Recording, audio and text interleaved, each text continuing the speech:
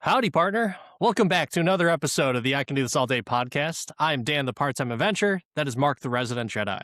Hello there. Today, we are going to find our super suits and talk to you about one of the best and brightest film studios on the planet. They also are the most computer animated. No jokes aside there, and that's Pixar. We, in celebration of the release of Toy Story 5, listen to our thoughts on that in a different episode. We are doing, and I Can Do This All Day Pixar podcast, Rushmore. That's right. What is all about our Mount Rushmores is just our ridiculous picks, right? And I don't think these picks are ridiculous on this one, but at the same time, maybe. You might think it is. Who knows? But you know what? This is our podcast. This is our Mount Rushmore, and you can't do anything about it. But you can cheers on if you like it. You can enjoy it. You can comment.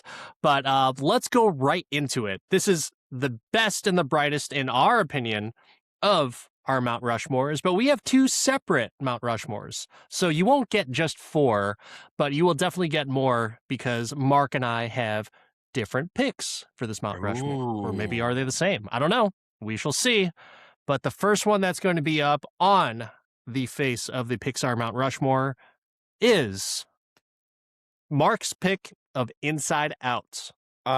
This movie, these are in no particular order for me as we talk about them, right? There's not a ranking, it's a Rushmore. And the theme of my Rushmore is emotionally intelligent movies that really took you out of the child's movie and made it transcendent, right? Adults get different feels than the kids with quality of jokes, quality of acting, quality of story. And, Pixar had a couple meh is in there. And I feel like Inside Out's one of the bright spots of the Pixar Renaissance. This movie was so smart, so funny, and had so many great voice actors in it and was so quotable randomly. It's interesting that you say that because I feel like, and maybe this is just my perception of it, but I feel like it was one of the least liked Pixar movies because it was more of a serious topic. And I liked it. I really enjoyed it. I liked all the voice acting. I loved the concept of it. And so I can't argue with that pick. I think it's great. But am I right on that one? Did people not necessarily like Inside Out? I know it got a sequel, so some people had to like it. But did you hear anyone, or maybe I you're don't think more it's the aware of least it? liked Pixar movie by any means. But I don't remember hearing that. I don't remember hearing that. But it is. Maybe it was. Yeah, maybe it was just my perception of it to where people weren't super jazzed about it because it wasn't all happy like the other Pixar movies that had come out up until that point. Yeah, I could see that. But it was one of those continuing on, turning the corner Pixar movies for me that just as a parent explaining the complexities of emotion and feelings and all that to your kids is hard. And I'm not saying you let a movie do it for you, but it creates a relatable anchor for you to continue the conversation, and kids can see can see the characters in the movie deal with the same things they do. Anger sparking off with fear and with sadness all in one place. I thought it was a good way to let kids put a label on something that they don't understand how to control yet. So the kids side of it was good, and it was just kind of funny for adults. Not kind of funny, it was just funny. There were some good jokes. One thing I love about Pixar is they don't just play to the kids. It is the same thing we got when we were kids in the 80s and 90s, where there are jokes that your kids laugh at that they don't know how funny they are because they are aimed at the adults. Yeah, agreed. I can't say anything bad about Inside Out. I enjoyed it. I liked it. And this is coming from a guy who isn't all about the animated movies to begin with, but I watched it with my kids. I had a good time. Really great pick. So excellent pick for your Mount Rushmore. But we're going to go to the next spot, and that is going to be one of my picks, and that is Onward.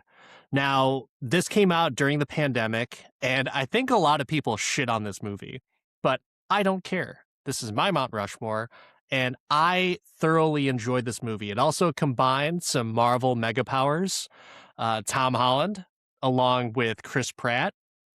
I thought it was a nice original story that kind of just had some weaving in of magic and some rock music and just a really interesting brotherly dynamic. But one of the reasons why I really enjoyed this movie is just the underlying, not even underlying theme, just the theme of the movie that here are two brothers who do not have their dad. And one of them is trying to basically bring their dad back. And he kind of does it, and it was just like a nice, heartwarming moment because, like, this kid wants to know his dad so much, and the at the really just penultimate moment of it to where he realizes that, like, I don't need to see him. I've had a dad, and it was my brother. Like, I thought that was like the coolest thing. And when I was watching, I was like, that is the sweetest shit I have ever fucking heard. And I love the fact that, Tom Holland's character was mature enough to realize, like, I don't need the time with him. If someone's going to have time with him, it should be my brother. So I'm going to go ahead and let him have that. So I thought that was really great. Can't say enough good things about it. Yeah, I don't have anything negative to say about this movie. I thought the characters in it were funny. The Manticore, I thought it got pretty solid as you went through. Um, it just wasn't a top 4 for me. It was a top Sure. 10 probably, not a top 4. I mean, a lot of it did not get a lot of great press, and there's a lot of people that didn't like it. Maybe it was just because of the timing of it. If it came out in theaters, maybe it would have been a little bit better, but it was during the pandemic, but I had such a good time with it, such a good time, and I love the 1-2 dynamic of Tom Holland and Chris Pratt in this. It was really, really cool. So that's my pick, and I'm sticking to it. But on the next slot of our Mount Rushmores, Onward, if you we would. got a Coco. We got a Onward to Coco. Coco. Coco is so underappreciated, in my opinion. This goes on mine because it's Pixar reaching out, Pixar bringing in a whole new demographic, Pixar taking something that means so much to so many people and then making a story about it that is great. And the music in this is so good. It's only like 4 songs, but they make you feel like it has an all-star soundtrack. This might be one of the best animated movie soundtracks to me because it's just like all jams. Is it better than and I don't think this was a Pixar movie, but what was the one where it's like we don't talk about Bruno? What was that one called? It is not better than um I can't remember the oh name of my the god, my movie. son watched this movie every day for like a year and a half. Encanto, is that it? Yeah, it is not better than I don't think the soundtrack's better Okay. than Encanto, but Okay. it's on a similar level. It's in that S tier, if you will, for me, right? Like Moana, Yeah. Encanto, Coco, they take it to that level that we used to get as kids with like Aladdin and Beauty and the Beast, like that Disney Renaissance level. Um, Toy Story had a few in the early movie. Toy Story had it, the original Randy Newman soundtrack, but like the 2 movies we just talked about, Onward and Inside Out, there's not really songs. There's not like an earworm there. And Yeah. and if you don't wanna know why everyone loves Juanita, I don't know what to do with you, my Mhm. guy. Yeah, Um, Coco was a very cool movie. I had a good time watching it with my kids. My kids enjoyed it. And so, yeah, I can't disagree with this pick. It's a solid pick for Mount Rushmore. Anything else you got for this? no, it's watch it if you haven't seen it. It's good. It's good, real good. Real good. But on to the next pick. This one is mine, and this might be surprising because I don't care about cars all that much. But I did enjoy the movie, and I think part of it is because I have my own core memories with my oldest son in this movie. So my oldest loved cars. We got him all the different little car characters and everything, Lightning McQueen, Mater, like everybody, Doc, everyone. But there's one in particular that I thoroughly enjoyed, and it was Ramon. And I believe it was Cheech Marin as Ramon, if I'm not mistaken. I think it But was. the my oldest, I still to this day, I actually just reminded of him of this just last week because I told him what we were doing for the podcast.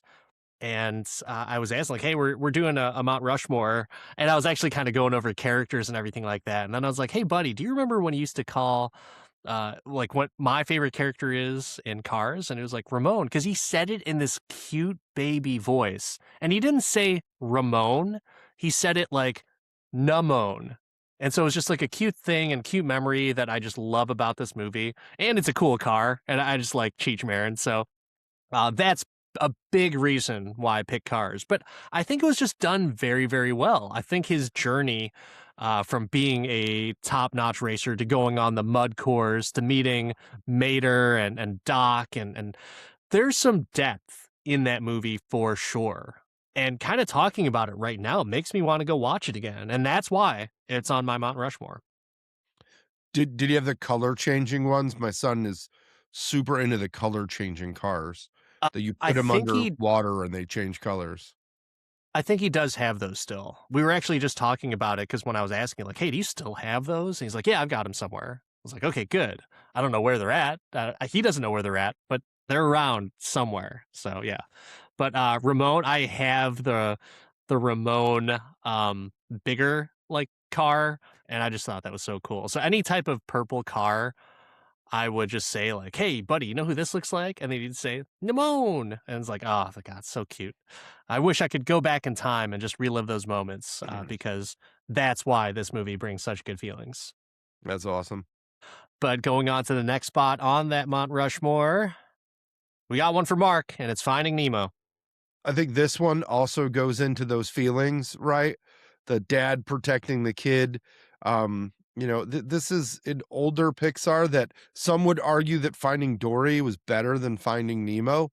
Um, I would disagree because it's so quotable, like, and just sits by itself as just really good.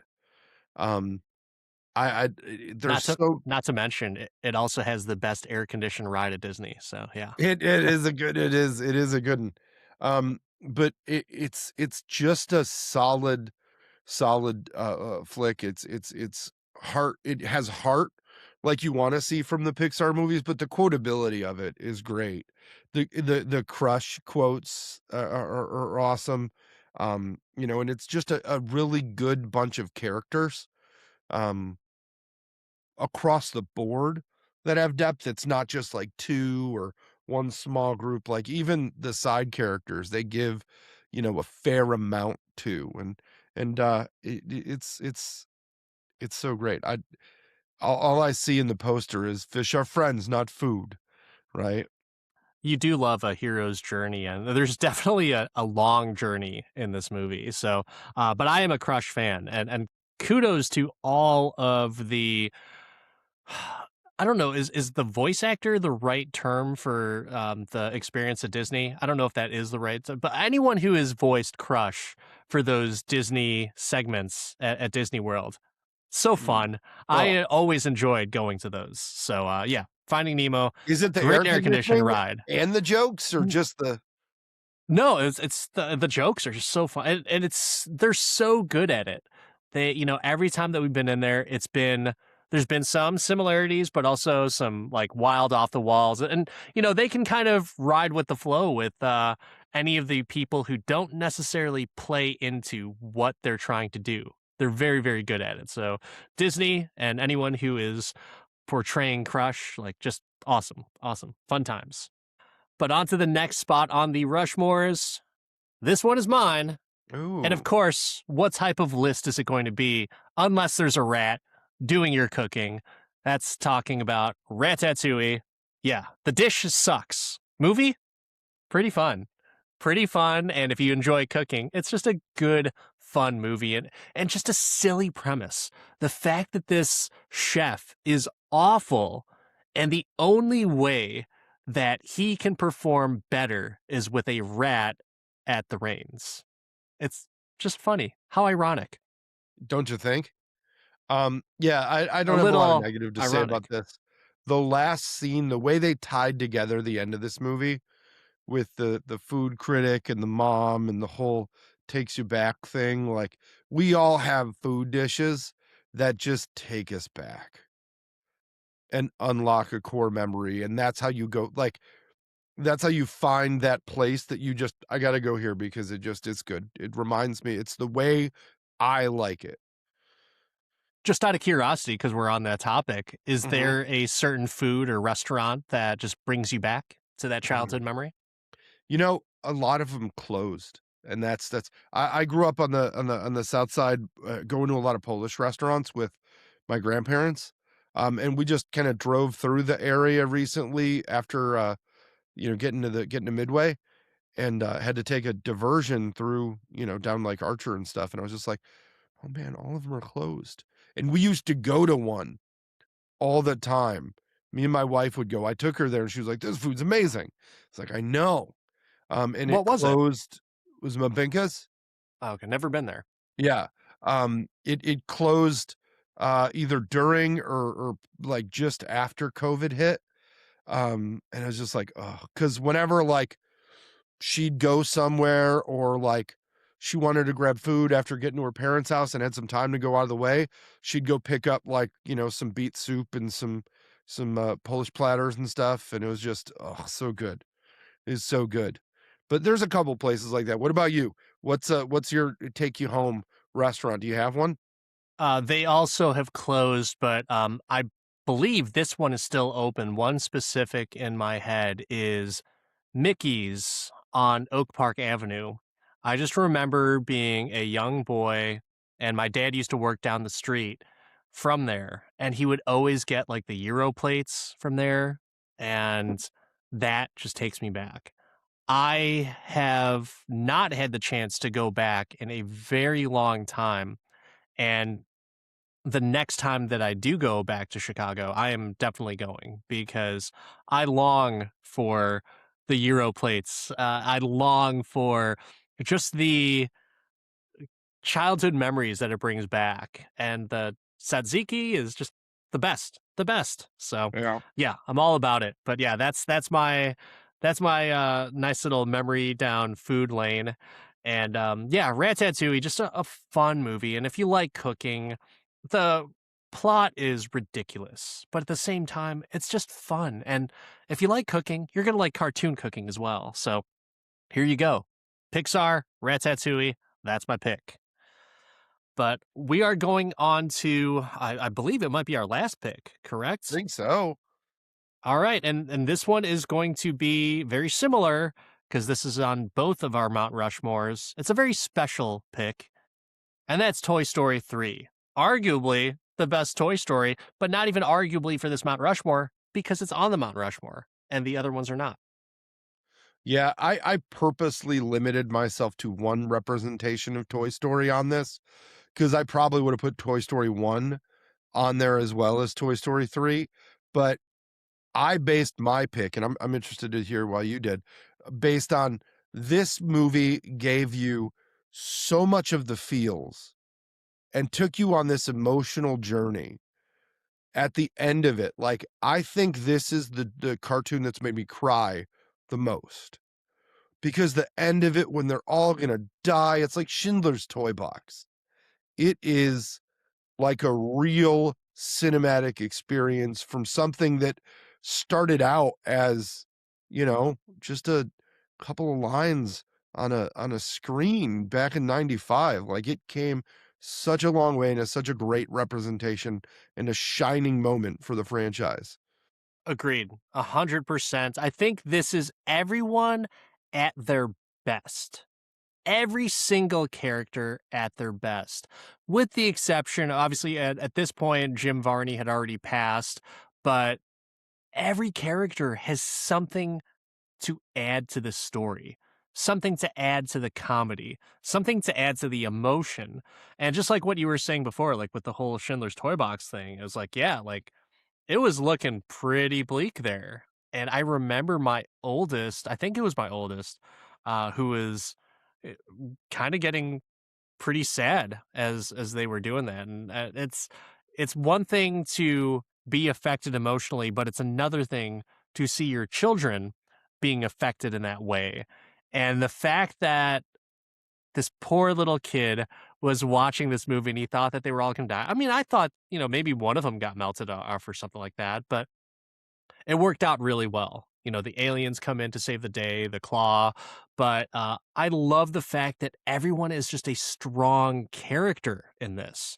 I if you had tuned in to our Toy Story 5 episode, I talk about how Woody and Buzz kind of regress to their Toy Story 1 antics, but Buzz is pretty solid in this. Woody, another one, very solid in this movie. But you also have other strong characters. The Potato Heads, great.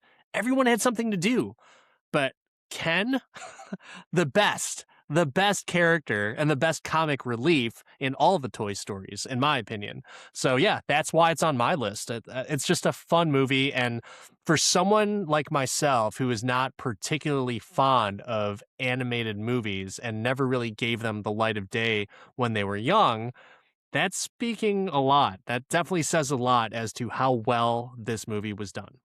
It also gave so much homage to so many classic movies, right? Just the Cool Hand Luke references alone. Like, if you know, you know. If you don't, it's still great. Like, you're not missing. But there's so many layers. And I agree with you. Like, as time has gone on after this movie, I feel like there's less and less layers. They're there. It's just not, it doesn't taste as good. Like that's one of the things about this. This movie, you could taste how good the movie is Yeah. because you're laughing. Maybe you're crying. Maybe you're just kind of down with the shenanigans and the silliness. There is something for everyone in this movie, for sure. Well, that wraps it up for another episode of the I Can Do This All Day podcast. I am Dan, the part-time Avenger. That's Mark, the resident Jedi. Don't forget to like, subscribe, hit us up on all your socials. Let us know what you thought about our list. It is hard to do, to rank some Pixar movies and pick only 4. It really is, Incredibles, I'm sorry. Where's My Super Suit is one of my favorite yelly lines, but it just missed. It just missed. But at I Can Do This All Day podcast on all the socials. Like and subscribe for our next Rushmore. And go back and listen about Toy Story 5. See what we thought. Tell us that we were right. Tell us that we were wrong. The hypocrisy is strong here, so we'll take it all. We'll see you next time, everyone.